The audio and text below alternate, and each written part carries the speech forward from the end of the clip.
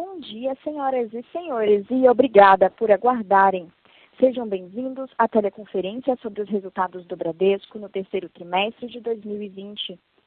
Essa teleconferência está sendo transmitida pela internet no site de Relações com Investidores do Bradesco, no endereço banco.bradesco.ri, onde poderá ser encontrada a respectiva apresentação para download. Informamos que há tradução simultânea para o inglês.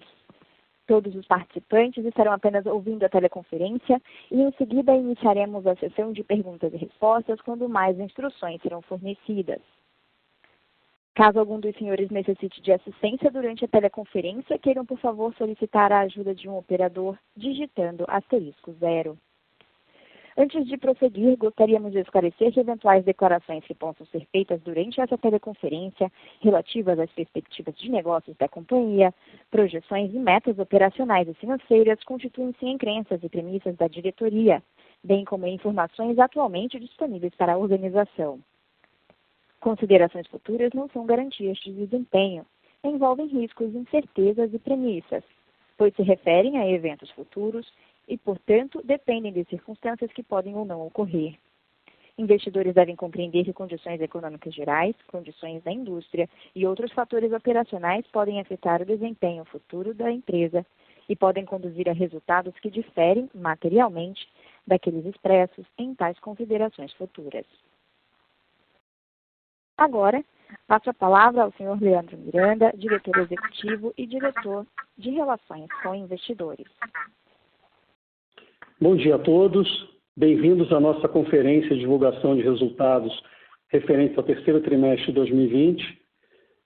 Contamos com a presença dos senhores Otávio de Lazari Júnior, nosso diretor-presidente, André Rodrigues Cano, diretor vice-presidente e CFO, Vinícius Albernaz, diretor-presidente da Bradesco Seguros, Moacir Nakba, diretor executivo, e do Carlos Firetti, diretor de Relações com o Mercado.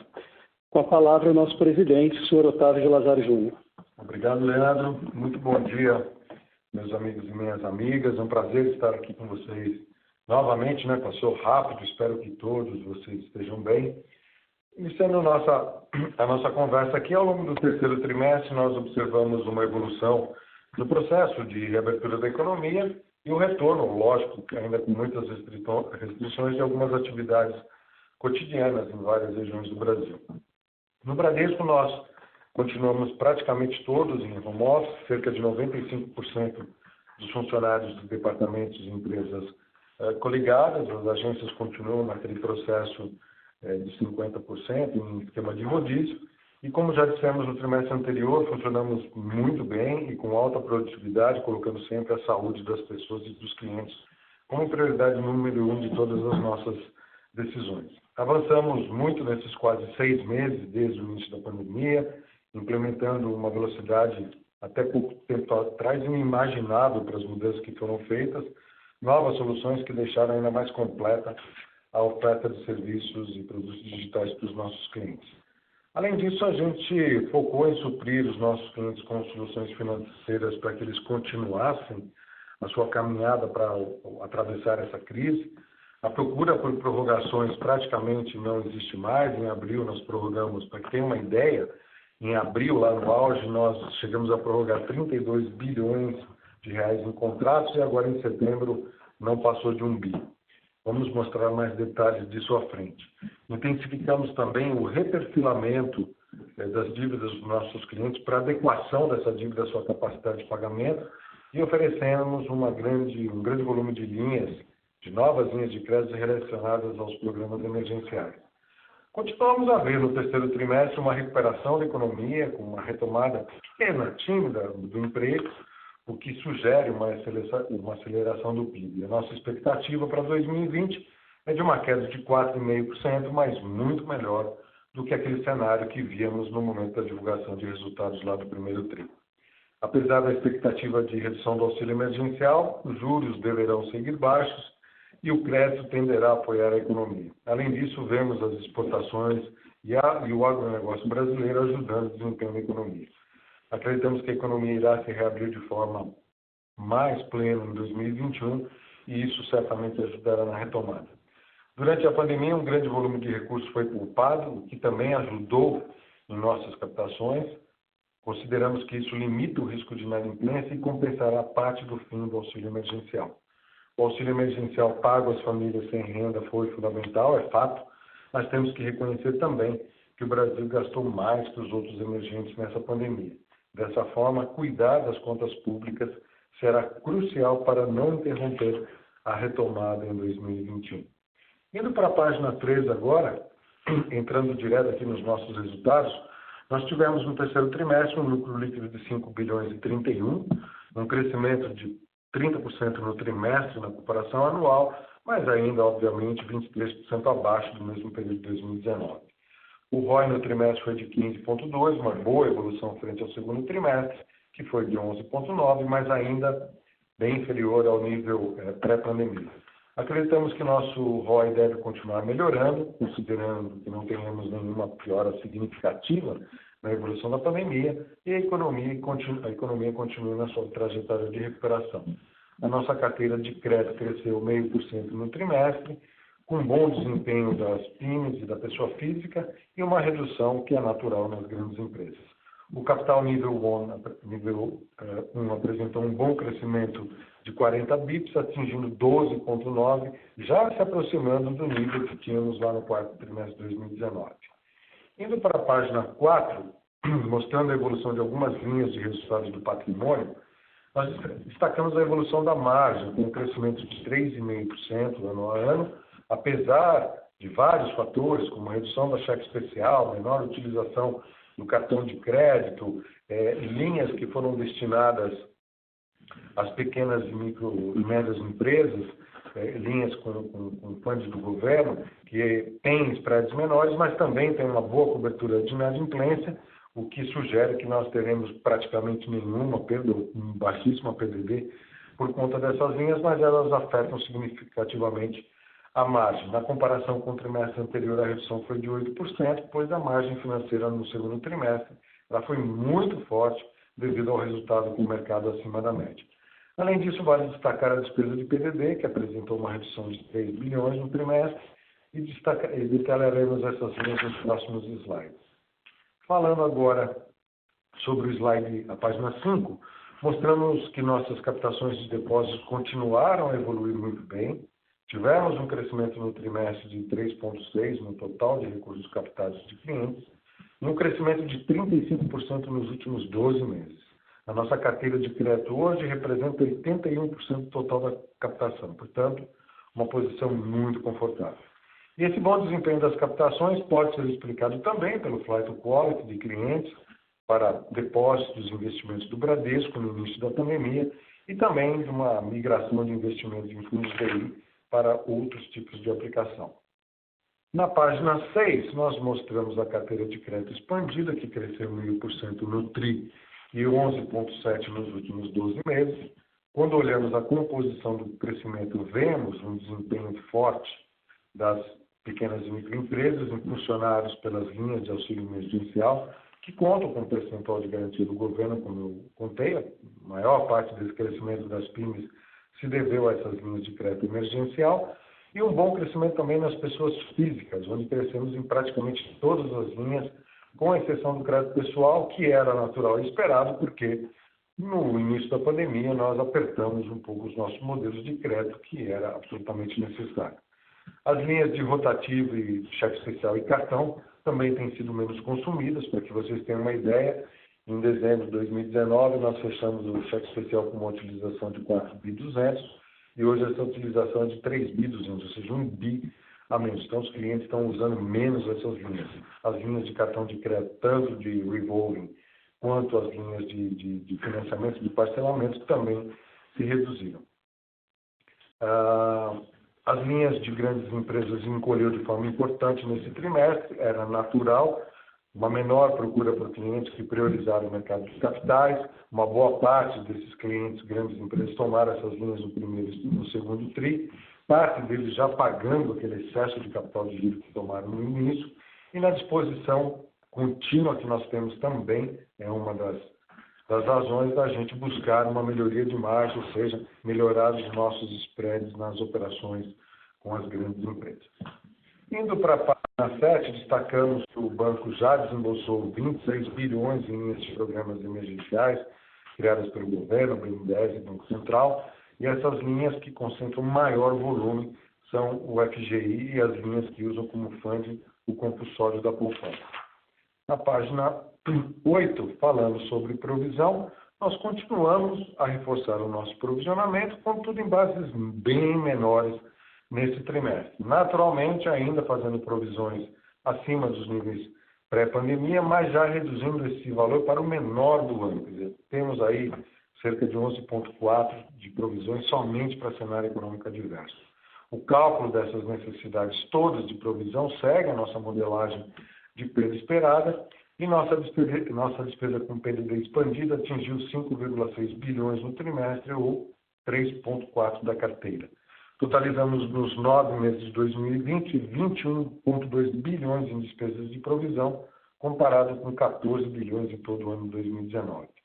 O total de provisões em nosso balanço atingiu 45 bilhões, ou seja, 9,2% da carteira de crédito, mostrando sim a robustez e a suficiência das nossas provisões, mesmo em cenários mais adversos. É verdade que mantemos uma postura conservadora, mas poderíamos dizer que, se forem mantidas as tendências atuais, nós deveremos apresentar uma nova redução nas despesas com provisões no quarto trimestre. Na página 9, nós continuamos a apresentar uma melhora importante no indicador de inadimplência de 90 dias e estabilidade na inadimplência curta. Vemos a maior parte da nossa carteira de crédito apresentando um bom comportamento em termos de qualidade. Não podemos deixar de reconhecer que os indicadores de NPL também estão afetados pelas renegociações de crédito. Acreditamos hoje que o pico da inadimplência da crise atual ocorrerá no primeiro, no segundo e até terceiro trimestre do ano que vem. Nossas expectativas em relação à qualidade do crédito melhoraram muito, portanto acreditamos que esse pico pode ter níveis até mais baixos que os verificados na crise de 2015 e 2016. Isso certamente está condicionado à concretização das nossas expectativas, né, que não ocorram novas paralisações da economia ou reincidência da doença. Indo para a página 10, falando sobre o nosso NPL, nesse trimestre nós tivemos novamente uma baixa formação do NPL, também impactada pelas prorrogações e pelas renegociações, mas nós temos muito boas notícias, como vamos destacar logo à frente. Na página 11, apresentando esse índice de cobertura, uma nova queda do índice de NPL, o crescimento do estoque de PDD, o índice de cobertura de 90 dias continuou a crescer, atingindo praticamente 400%.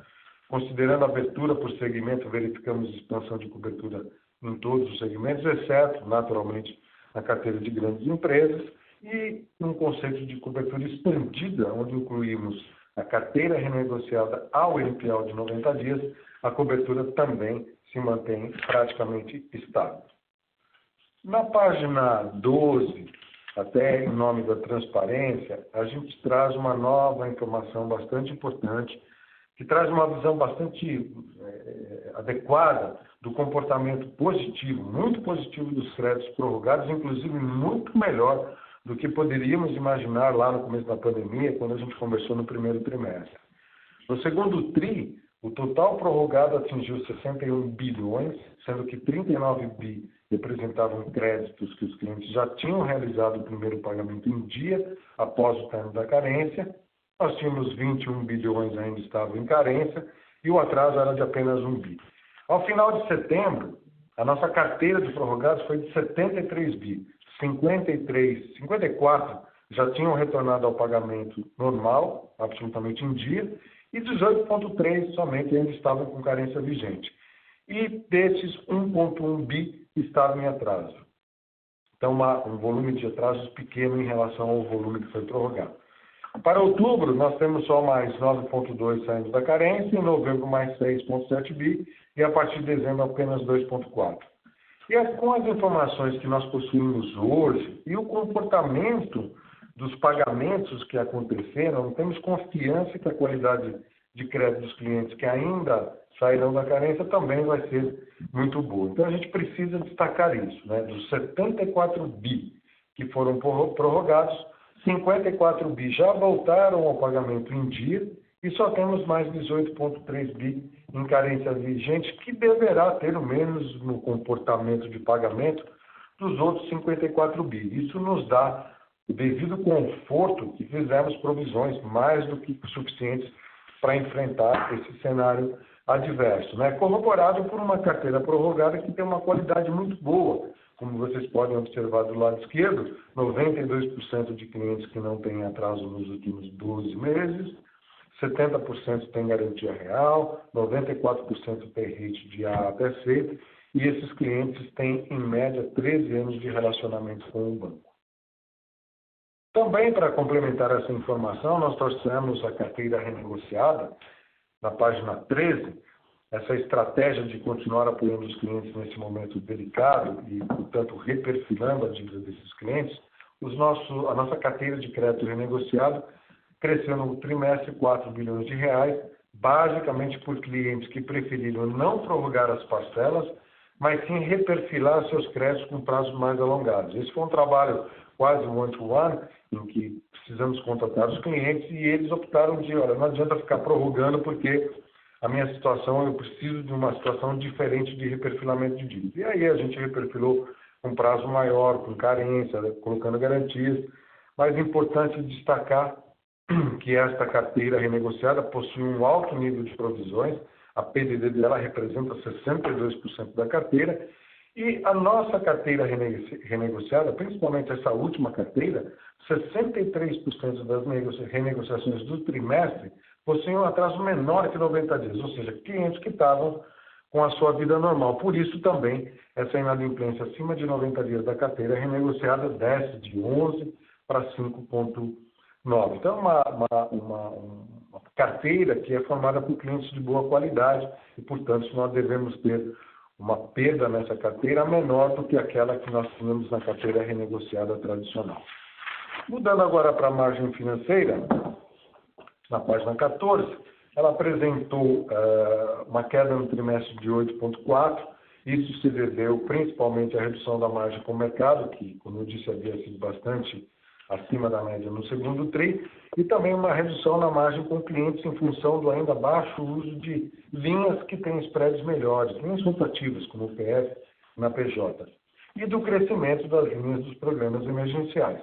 Na comparação anual, continuamos com crescimento, 3,5% na margem total, sendo crescimento de 2,3% na margem com clientes, apesar, como eu falei, do cap do cheque especial, do cartão do menor utilização do cartão de crédito, que começou lá em janeiro de 2020. Nós vemos a margem com o mercado permanecendo com um bom desempenho ao longo dos próximos trimestres. A margem com o cliente vai reagir ao crescimento do volume com um mix mais favorável.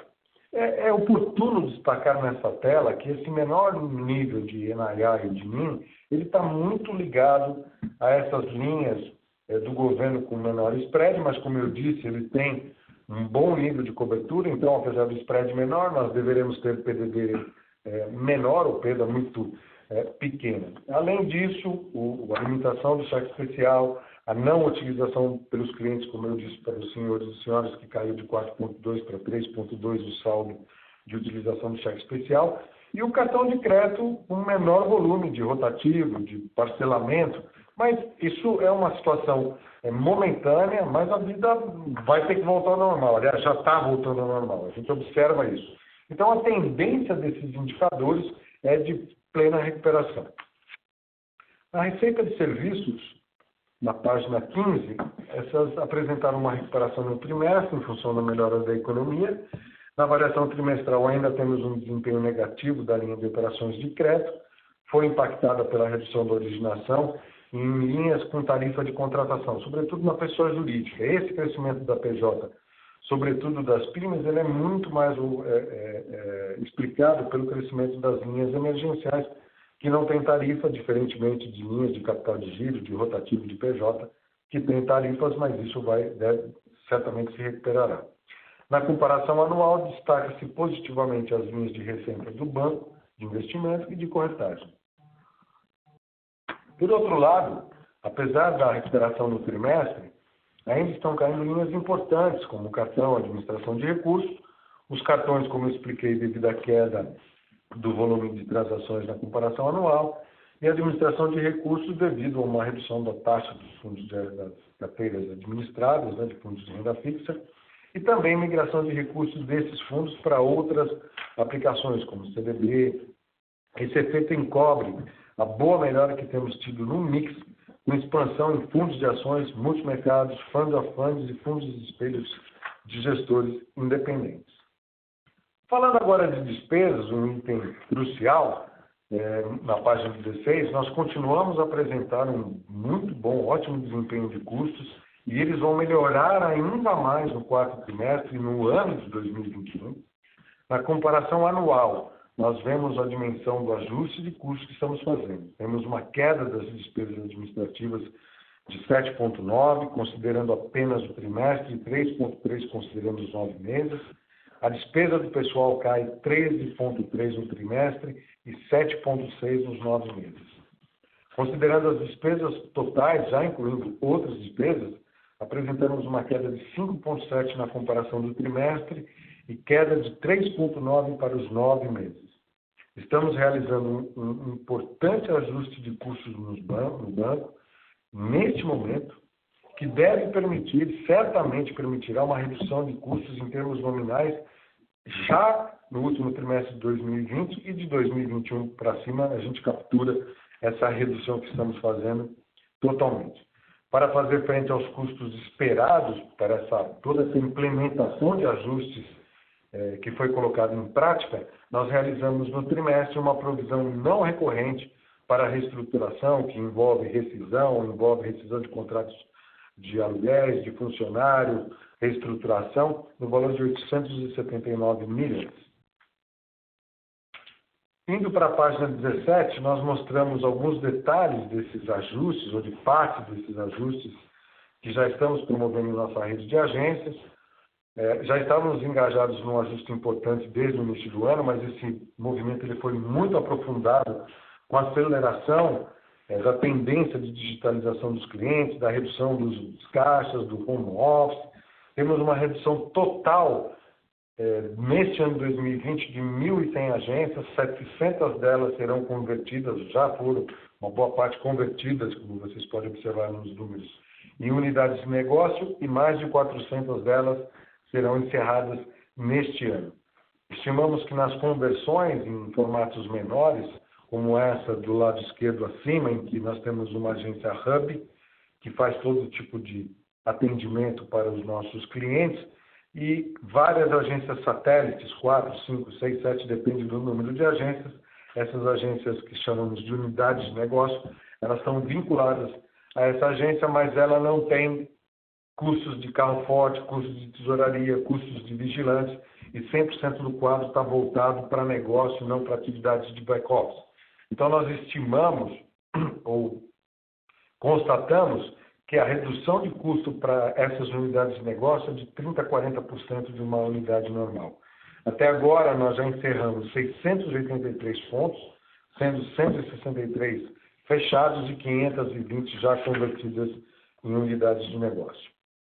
Indo para a página 18, falando um pouco de uma parte dos negócios em aceleração, temos no Bradesco uma série de negócios que acreditamos que merecem destaque pela importância estratégica que possuem. Então, a gente pode observar o app do banco fazendo a captura de abertura de contas. Esse ano já foram quase 700 mil contas abertas, com um churn muito pequeno, e certamente abriremos mais de um milhão de contas neste ano, através do app do banco. Além disso, o Next já atingiu 3 milhões e 200 mil contas, e certamente chegará no final do ano com 3 milhões e 700 mil contas.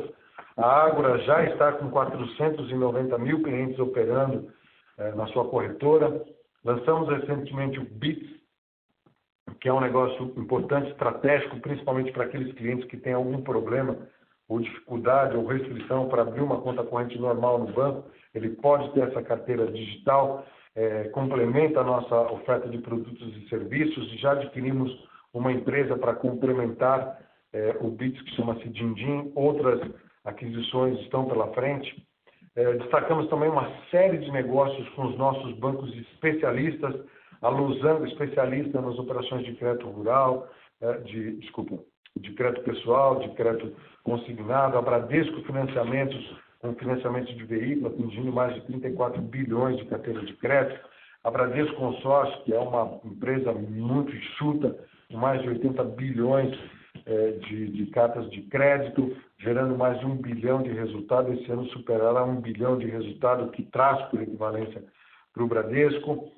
Finalizamos agora a aquisição, estamos finalizando a aquisição, saíram as últimas aprovações do nosso banco nos Estados Unidos, o Back Florida Bank, que estamos fazendo close agora, management mantido, o nosso time já está atuando lá, isso certamente também traz equivalência para o Bradesco, e finalizando o acordo que fizemos com o JP Morgan para a transferência das suas atividades de private bank no Brasil para o Bradesco. Já contatamos quase todos os clientes, eles têm 21 bilhões lá em AUM, uma parte considerável disso certamente virá para o Bradesco. Estamos mantendo os grandes talentos que temos lá, bankers, especialistas que também estão vindo compor o nosso private bank aqui no Bradesco.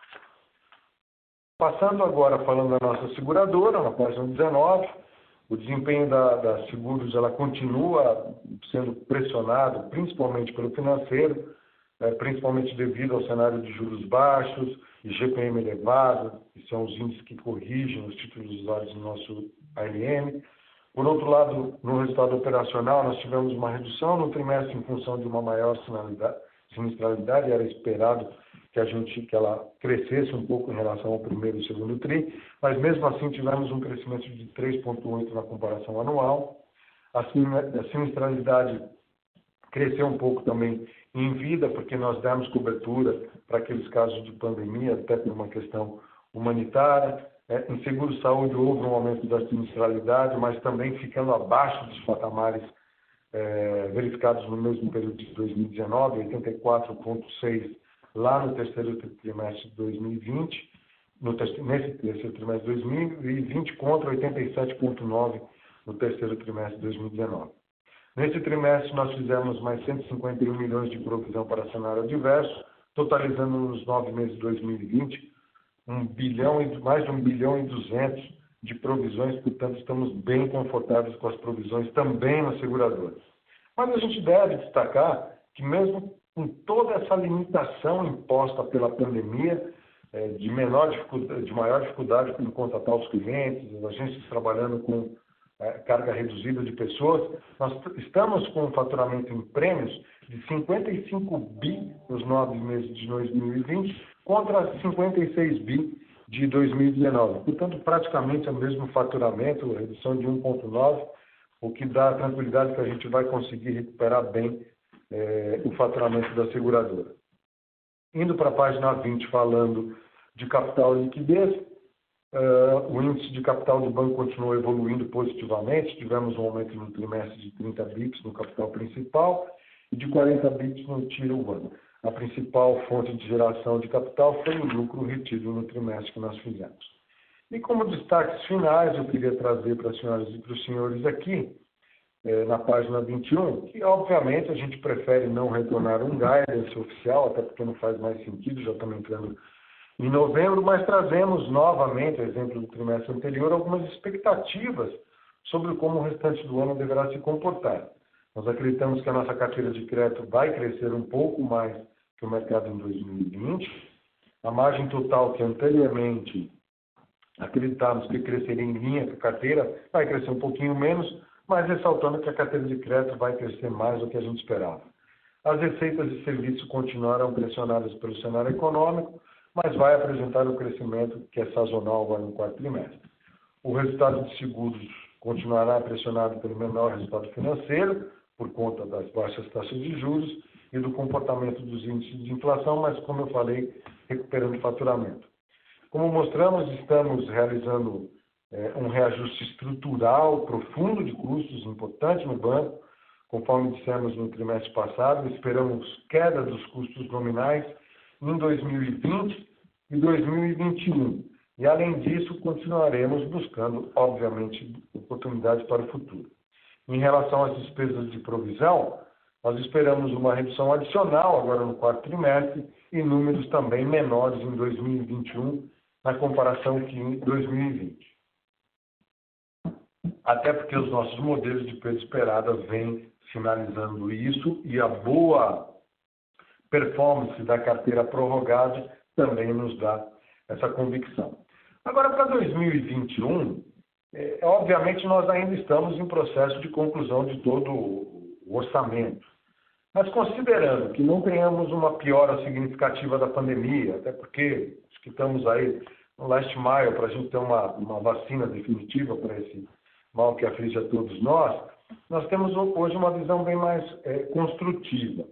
Então, assim, apesar de ainda não termos fechado esse orçamento, como eu falei, mas considerando as expectativas para 2021 e assumindo um cenário onde nossas projeções para a economia de fato se materializem, quer dizer, uma queda de PIB de 4,5% agora em 2020 e crescimento do PIB de 3,5% para 2021, como direcionadores gerais, nós poderíamos dizer o quê? Que os níveis de resultados do banco em 2021 tendem a retornar para os patamares próximos que verificamos em 2019. As despesas de PDD em 2021 devem ser de magnitude semelhante às realizadas em 2019, já que, de acordo com a nossa modelagem por perdas esperadas, nós antecipamos esse provisionamento agora em 2020. Os custos totais certamente caem, não temos dúvida nenhuma, caem em termos nominais em relação a 2020. A carteira de crédito cresce acima do mercado, a projeção atual para o mercado em 2021 é de 8%, a gente deve crescer acima disso. Com relação à margem financeira, como já dissemos anteriormente, mas eu faço questão de enfatizar, ela foi impactada por menores spreads nas linhas que vieram do governo, principalmente porque nós fizemos essas linhas para as PIMEs, onde a gente tem margens menores, tem spread menor nessas linhas, mas vai ter perda menor, então isso deve se compensar de alguma maneira. A menor utilização do cheque especial, o cap que foi colocado lá, o aperto que nós fizemos nos modelos de credit score, era natural que fizéssemos isso, a baixa utilização, a menor utilização do cartão de crédito, tanto com o menor volume da utilização, como o menor volume de rotativo, de parcelamento. Todavia, como eu disse, a vida voltará ao normal, está voltando ao normal. Então, a tendência de todos esses indicadores é de recuperação. A receita de serviços está naturalmente pressionada, todavia, os ganhos de escala que estamos implementando, como a gente falou, das coberturas de contas no X, crescimento do Next, crescimento da base de clientes na Ágora, a equivalência que trazemos das nossas empresas ligadas, seguros, a previdência, ganhos que trazemos por equivalência também da nossa empresa de consórcio, o BAC vindo agora, mais ao AUM nas operações de clientes do Corporate Bank. Então, isso tudo nos dá uma certeza de que teremos ganhos de escala e novos produtos que vão compensar. E antes de finalizar essa expectativa aqui com os senhores, eu queria convidá-los a reiterar o convite para o Bradesco Day, que vai ocorrer de forma virtual no dia 10 de novembro. Os detalhes tem todos lá no site do nosso RI. Muito obrigado pela atenção das senhoras e dos senhores e passamos agora para a sessão de perguntas e respostas. Muito obrigado.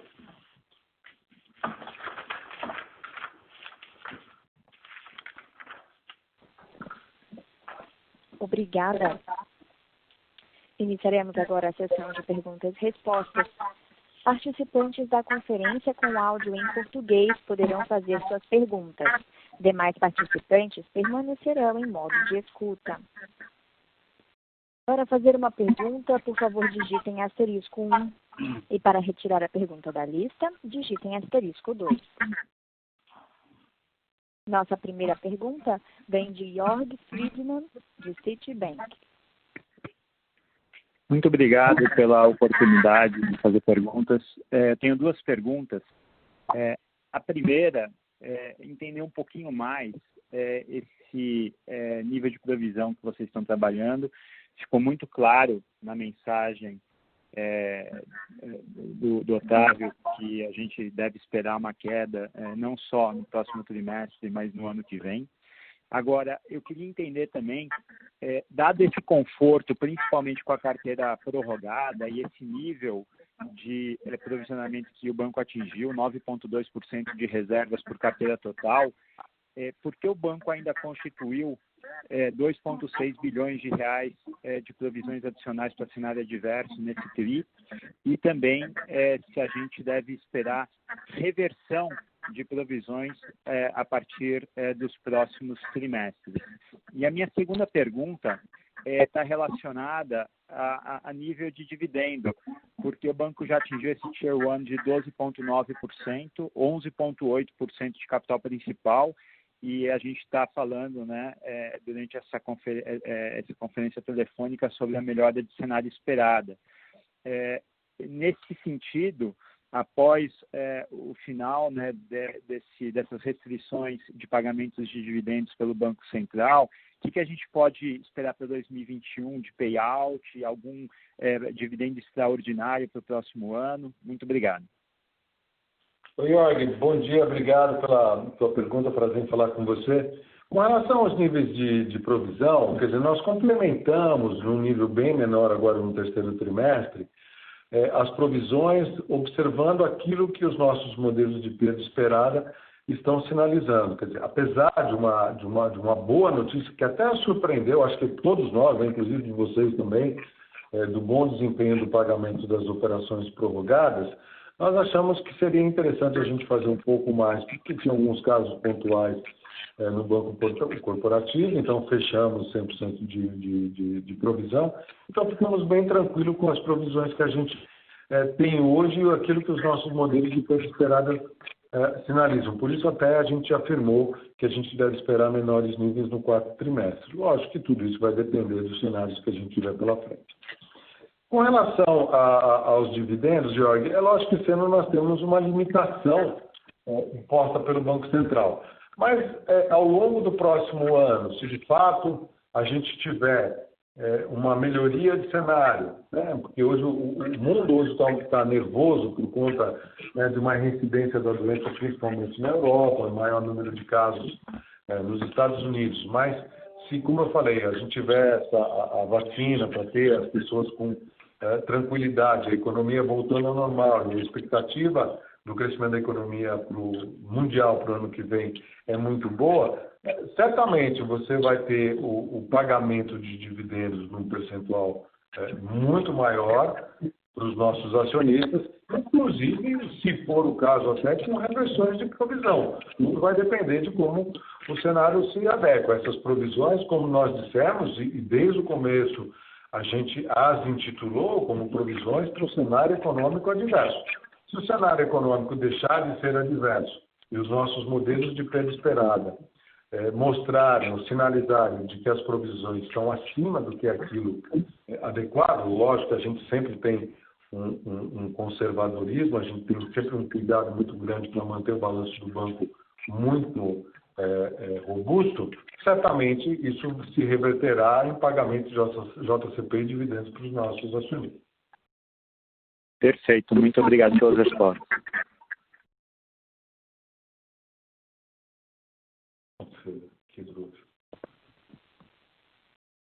Nossa próxima pergunta vem de Tiago Batista, de UBS. Pode prosseguir. Bom dia a todos. Eu tenho duas perguntas. A primeira, em relação quando você olha na dinâmica de receitas para o médio prazo. Você vê alguma grande modificação em termos do que vem de NII, o que vem de FII, o que vem de seguro? Para vocês, é óbvio que a gente vai ver alguma mudança importante nesse breakdown de receita do banco? E a segunda pergunta é em relação a FII/OPEX. Quando pegando o PIX, você tem, por um lado, o PIX, que obviamente pressiona um pouco seu FII, por outro lado, você tem todo esse processo de segurar custo. Quando vocês olham as duas linhas conjuntas, vocês acham que a queda de custo ou queda de OPEX vai ser suficiente para compensar possível queda de receita com FII, com outras inovações na parte de FII, não só em 21, mas pensando mais no médio prazo? Se eu puder fazer um último follow-up sobre a pergunta do Jorge, você comentou em dividendo tem chance de ter recompra? Eu sei que vocês não costumam ser muito ativos em recompra, mas é possível a gente ver recompra em 21? Thiago, muito obrigado pela sua pergunta. Aliás, foi muito bom você ter perguntado isso. Se eu fosse responder numa palavra só, quer dizer, a redução de custo, a redução de OPEX, ela pode compensar os seus FIIs? Sim, pode. Agora, deixa eu dar um pouco de cor nessa resposta que eu estou dando para você. A dinâmica de receitas no futuro próximo, vamos dizer assim, ela passa necessariamente por um aumento de receitas vinda por equivalência desses negócios que estão crescendo dentro do banco. Então, primeiro a seguradora, obviamente, como eu disse para você, mesmo num cenário dificílimo de pandemia que a gente está vivendo, a gente está conseguindo na seguradora em 2019 ter praticamente o mesmo nível de faturamento, e ela vai aumentar esse nível de faturamento pela especialização das suas verticais, seja em saúde, seja em veículos, seja em previdência privada ou vida, que o índice de penetração é muito pequeno ainda no Brasil, quer seja por uma empresa de consórcios que está estruturada e já em voo de cruzeiro, adicionando mais de 1 bilhão de resultado todo mês para o banco, a empresa de cartões, idem o BITS que está chegando agora, o Next, que provavelmente atinja seu nível de maturidade e comece a trazer resultados. Então tem uma série, o BAC, que vai trazer um ganho de equivalência por dólar, é pequeno, mas vem em dólar. Os negócios que nós temos agora com o JP, que traz uma importante carteira de AUM de clientes que não só fazem investimentos, mas compram produtos, têm seguros, enfim. Então tem uma série de FIIs adicionais que virão de uma série de negócios que nós estamos desenvolvendo. Então eu diria para você que num curto espaço de tempo, esses FIIs ou essa dinâmica de FIIs desses vários negócios é que vão se modificando ao longo do tempo. O PIX pode ser um detrator dessas receitas, por exemplo, de serviço. Eu acredito, Thiago, sinceramente, que isso pode acontecer, mas de uma maneira muito marginal, porque as pessoas não vão sair todo mundo usando o PIX para transferir dinheiro em vez de usar TED ou DOC. As empresas não vão fazer isso através do PIX. Quer dizer, o PIX, assim como foi o SPV no passado, você lembra bem, ele tem uma curva de aprendizado, uma curva de maturidade para as pessoas usarem. Então, na medida que ele for sendo mais utilizado, outros negócios do banco, outras atividades, outros FIIs irão compensar. Agora, com relação ao PEX e esses FIIs, é absolutamente necessário. Eu quero te dar um número aqui que eu acho que é importante, Thiago.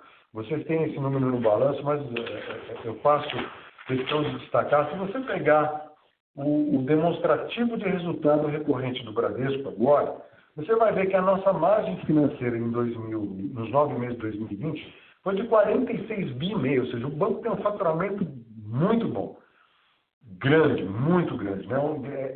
Respeitável. Quer dizer, nós tivemos 46 bi e meio contra 43 bi de 2019, ou seja, mesmo nesse cenário absolutamente adverso, a gente cresceu 3 bi e 200 de faturamento, um crescimento de 7,3%. Agora, quando a gente olha lá ao lado das despesas, nós tivemos em 2019 36 bi e meio de despesa contra 35 bi agora nos 9 meses de 2020. Reduziu 4%, 1 bi e meio a menos de despesa. Mas quando você olha os números nominalmente, quer dizer, 46 bi e meio de receita contra 35 bi de despesa, a nossa estrutura de custos ela é grande, como é das grandes corporações. Então, como diz o nosso presidente do Conselho do Trabuco, nós temos que ter uma estrutura de custo, um custo de servir adequado à nova realidade que as corporações vão enfrentar, né? Seja por conta da digitalização dos nossos clientes, um menor número de agências, funcionários voltados não para back-office, mas sim para fazer negócio com os nossos clientes. Então, é por isso que a gente tem convicção que o percentual de redução de despesas que nós estamos conseguindo trazer agora em 2020 e que ele vai se acentuar agora no último trimestre do ano, nos 3 últimos meses do ano, que vocês vão ver assim que tiver divulgação de resultado, já tem um pequeno sinal, e vocês viram aí a redução que a gente conseguiu nesse ano já, ele vai ser implementado no seu esplendor, ou capturado no seu esplendor durante ao longo de 2020. Deixa eu te dar um exemplo claro, emblemático, mas que é simbólico disso. Lá em Curitiba, nós compramos o HSBC, nós tínhamos 11 prédios administrativos lá.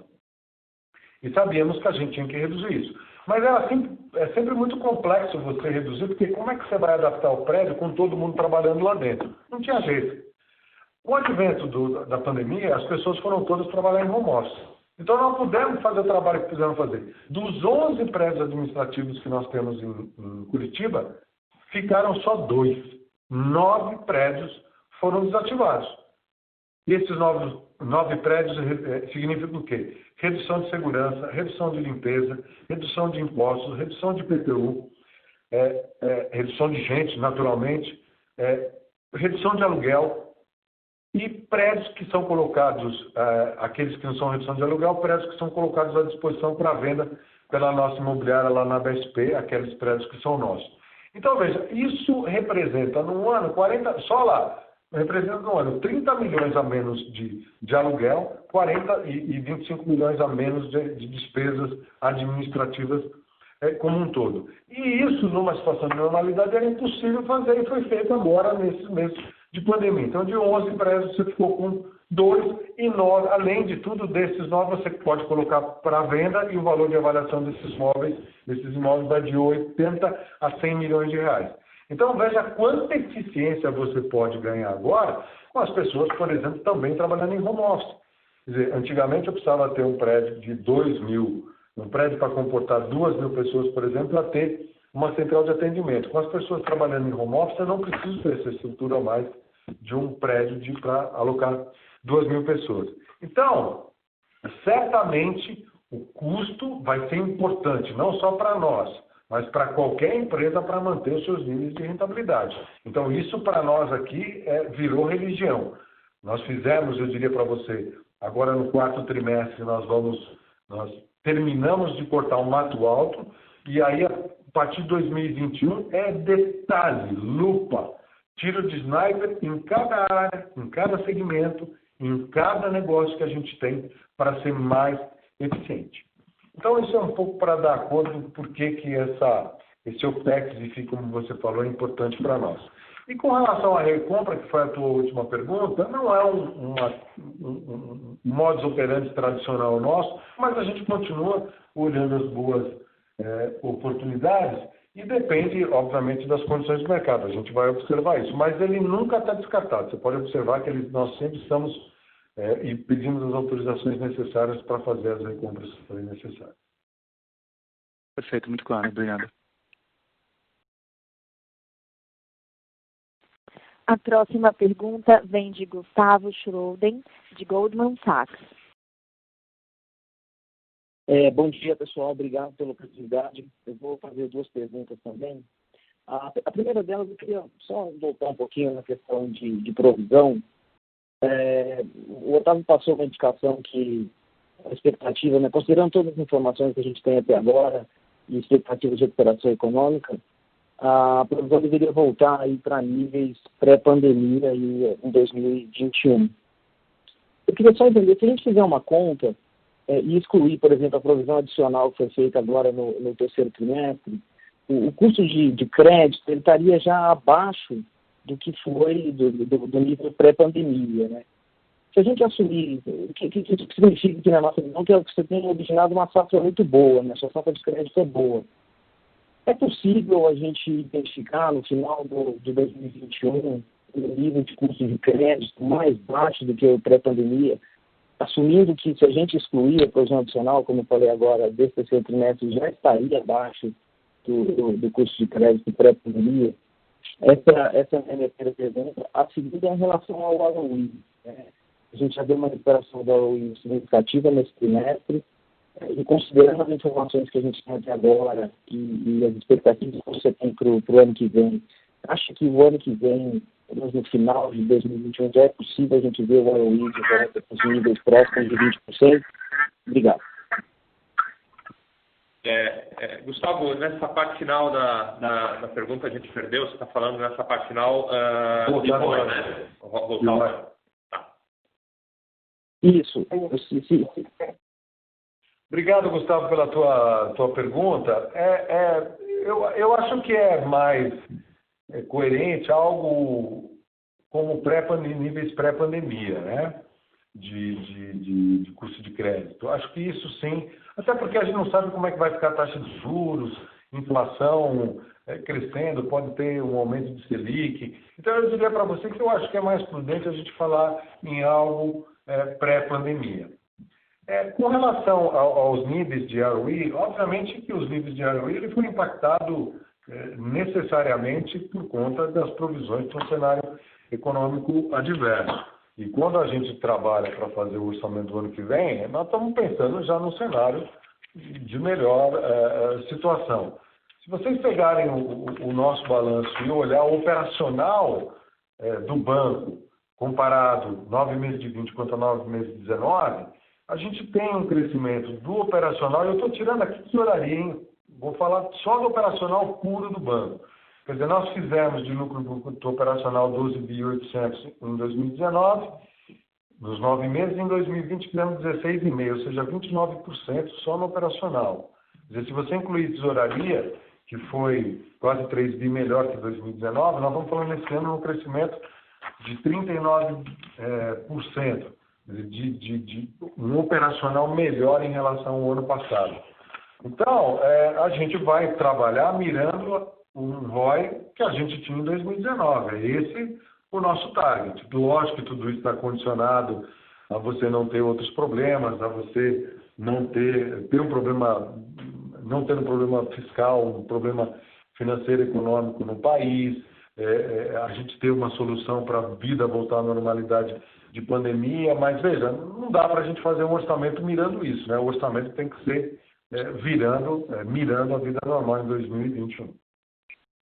Não, tá ótimo. Só fazer um follow-up nessa última resposta, então.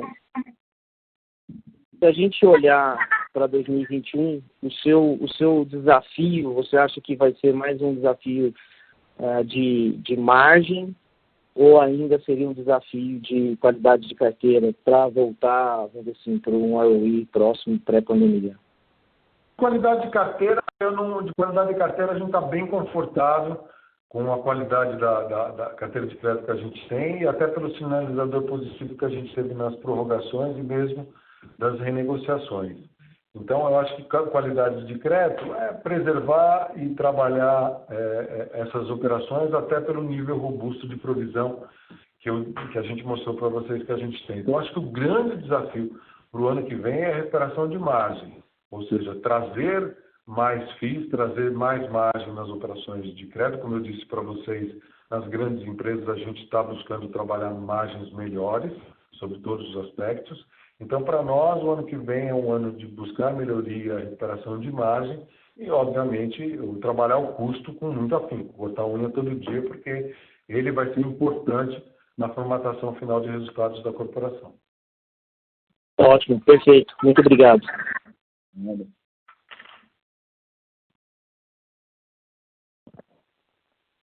Nossa próxima pergunta vem de Giovana Rosa, de Bank of America.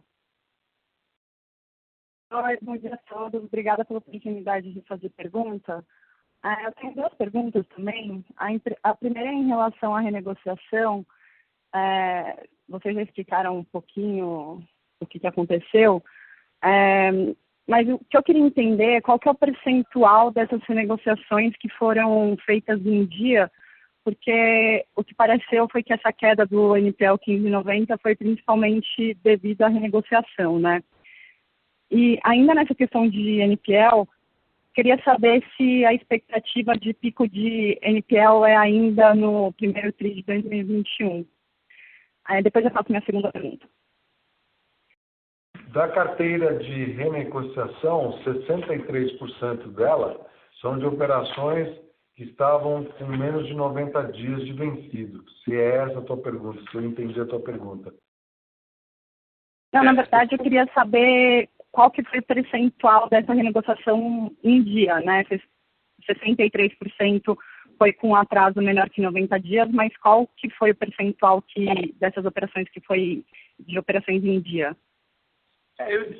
Giovana, eu diria assim, eu acho que operações em dia em renegociação, o que entra é uma parte das prorrogações que vinham vencendo e a gente faz, dependendo da condição do cliente, um reperfilamento. Normalmente, a gente não renegocia crédito em dia.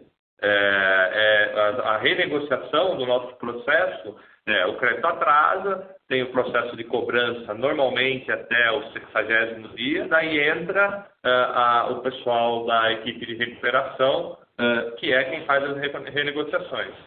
O que entrou eventualmente de créditos em dia é o vencimento das prorrogações. Uma parte, e até para vocês podem comparar o tamanho do crescimento da carteira renegociada com o que venceu e voltou a pagar normalmente da carteira prorrogada, é um percentual pequeno, a variação da carteira prorrogada do segundo para o terceiro, mas normalmente a gente não renegocia créditos em dia. E você pode observar também, tem um detalhe importante, Giovana, aqui, dessa carteira renegociada, mais da metade é de pessoa física. Então, essa pessoa física, que momento que ela renegocia? Quando ela já não deu conta de pagar, por exemplo, uma prorrogação. Então, ela já estava em atraso. Então, aquela parte que as pessoas renegociaram, que ela estava em dia, ou seja, com nada atrasado, ela é muito pequena. Eu diria para você que não chega a 10% desse volume. Então, sempre tem um atraso mesmo pequeno de alguns dias, mas sempre tem um percentual de atraso nessas operações renegociadas. Tá certo. Em relação à evolução de NPL? A evolução... A gente tem que reconhecer, Giovana, essa pergunta importante que você está fazendo, todos os bancos no mundo inteiro reforçaram as suas provisões preocupados com o cenário econômico adverso. Quem não fez provisão vai ter que fazer, porque certamente essa inadimplência maior. Eu tenho que reconhecer que a gente hoje tem uma expectativa muito melhor do que nós tivemos no primeiro TRI, quando a gente conversou sobre os resultados do primeiro trimestre.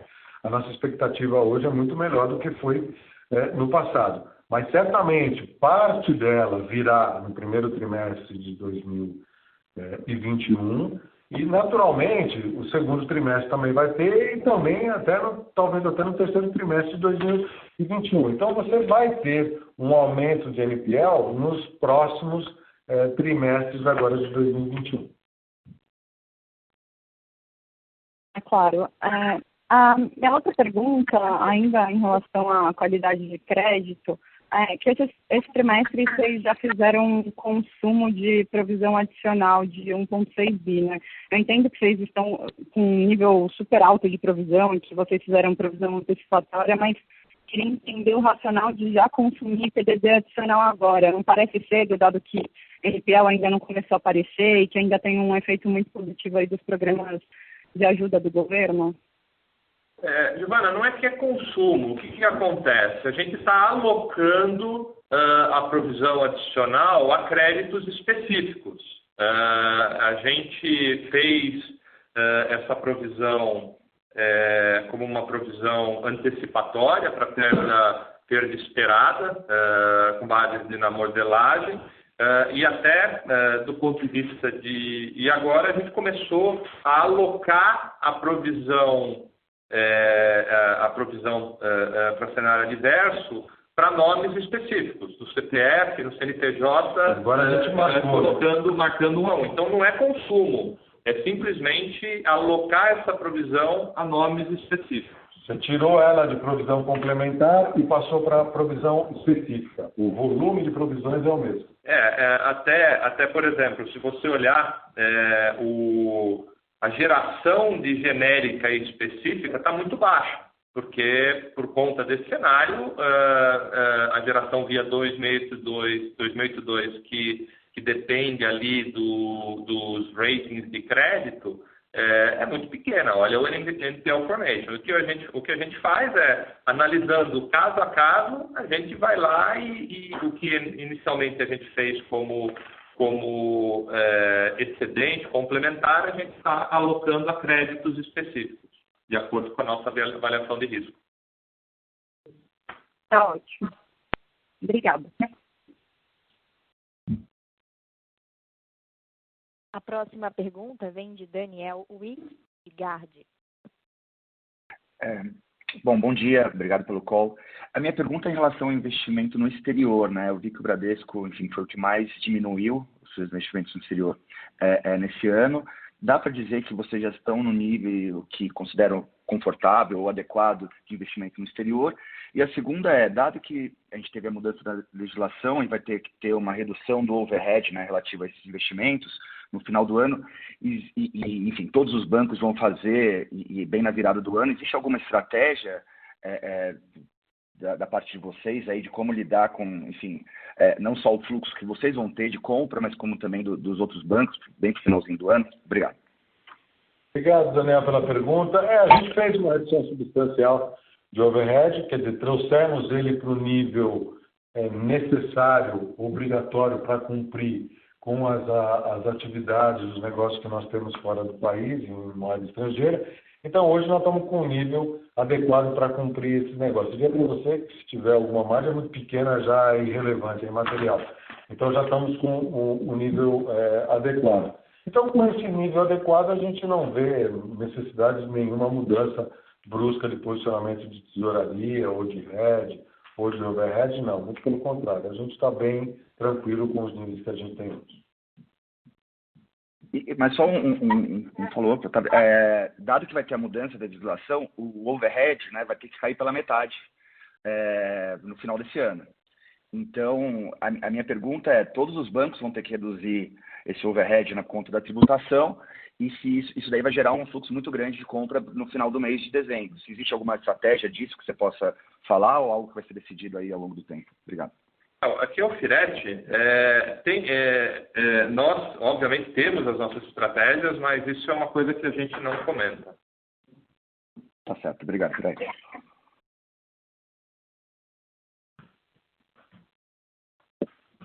Não havendo mais perguntas, retornamos a palavra aos palestrantes para as considerações finais. Bom, gente, muito obrigado pela atenção de todos. Foi um prazer estar com todos vocês aqui.